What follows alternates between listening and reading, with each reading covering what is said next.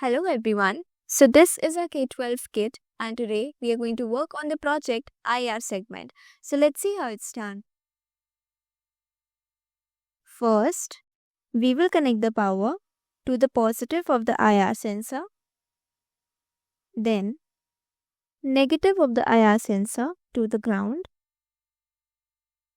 then output of the IR sensor to whichever segment we need to display. For example, I am taking the bottom one, that is D. Now the negative to the ground.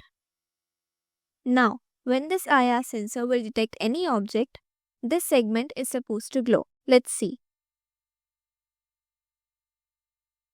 See how it starts glowing as soon as the IR sensor detects any object.